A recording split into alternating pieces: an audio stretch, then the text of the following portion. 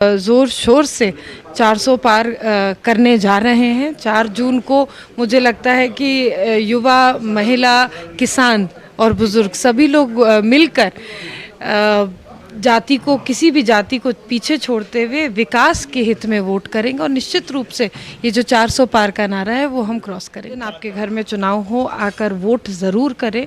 Vote इसलिए करें क्योंकि भारत को एक विकसित देश बनाना है। इससे ज़्यादा मैं आपको कोई संकेत और इशारा नहीं देना चाहती, लेकिन वोट हमारा अधिकार है। हमें अपने घर से निकल के मतदान करना चाहिए। साथ ही विकासशील पार्टी का उद्देश्य यही है कि भारत को एक विकसित देश बनाना है।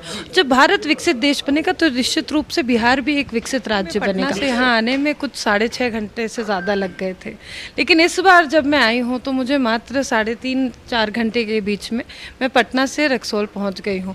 तो निश्चित रूप से जब इतने अच्छा विकास का कार्य हम देखते हैं, आधारभूत संरचनाओं को बढ़ते हुए देखते हैं, तो गर्व होता है कि ऐसे नेतृत्व के साथ जुड़े हैं जो ये काम धरातल पर उतारना जानते हैं और गुणवत्ता रखते हुए ये काम आगे बढ़ाते हैं। नमस्कार मित्रों, मैं सुनील कविराज और आप देख रहे हैं इंडियन टाइम्स न्यूज।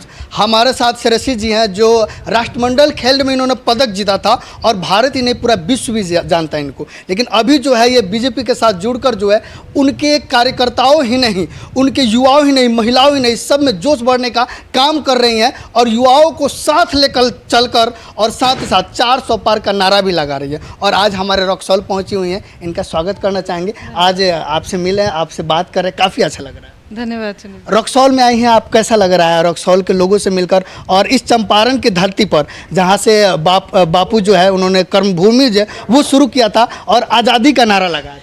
देखिए, निश्चित रूप से रक्सौल की धरती हमारे लिए कोई नई धरती नहीं है। मैं पहले भी यहाँ पर आ चुकी हूँ, कार्यक्रम कर चुकी हूँ, यहाँ के संगठन के लोगों के साथ काम कर चुकी हूँ। तो निश्चित रूप से एक लगाव है जो बार बार मुझे जमुई से रक्सौल खींच कर लेकर आता है। इस बार के लिए मुझे लगता है कि पिछली बार जब मैं आई थी तो रोड के कंस्ट्रक्शन का काम चल रहा था, जिस वजह से स्थिति बिगड़ी हुई थी और मुझे आने में, पटना से यहाँ आने में कुछ 6.5 घंटे से ज़्यादा लग गए थे। लेकिन इस बार जब मैं आई हूँ तो मुझे मात्र 3.5-4 घंटे के बीच में मैं पटना से रक्सौल पहुँच गई हूँ। तो निश्चित रूप से जब इतने अच्छा विकास का कार्य हम देखते हैं, आधारभूत संरचनाओं को बढ़ते हुए देखते हैं, तो गर्व होता है कि ऐसे नेतृत्व के साथ जुड़े हैं जो ये काम धरातल पर उतारना जानते हैं और गुणवत्ता रखते हुए ये काम आगे बढ़ता है। बढ़ाएंगे। और आगे हमारे सांसद महोदय जी ने कहा भी है कि मोदी जी के कुछ अभियानों में जो एयरपोर्ट का अभियान है वो रक्सौल में जो है शुरू होने वाला है। तो क्या अब पिछली बार आपको दिक्कत हुआ था, इस बार बहुत आसानी से आ गए और अगला बार लग रहा है कि सीधा फ्लाइट से रक्सौल एयरपोर्ट पे उतरना है? देखिए, निश्चित रूप से ये जो कार्य है इनको आगे बढ़ाना है, क्योंकि एक विकासशील पार्टी का उद्देश्य यही है कि भारत को एक विकसित देश बनाना है। जब भारत विकसित देश बनेगा तो निश्चित रूप से बिहार भी एक विकसित राज्य बनेगा। तो इस उम्मीद और इस मुहिम के साथ हम जुड़े हुए हैं और इन सभी चीज़ों पे कार्य हो रहा है।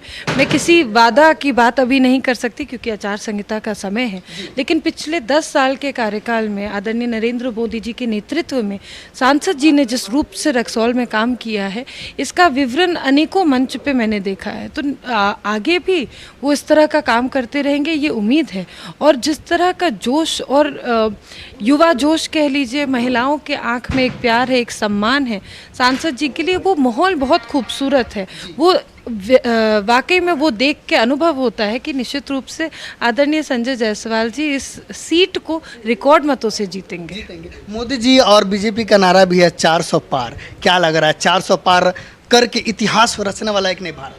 देखिए, हम लोग पूरी ज़ोर शोर से 400 पार करने जा रहे हैं। 4 जून को मुझे लगता है कि युवा, महिला, किसान और बुज़ुर्ग सभी लोग मिलकर जाति को, किसी भी जाति को पीछे छोड़ते हुए विकास के हित में वोट करेंगे और निश्चित रूप से ये जो 400 पार का नारा है वो हम क्रॉस करेंगे।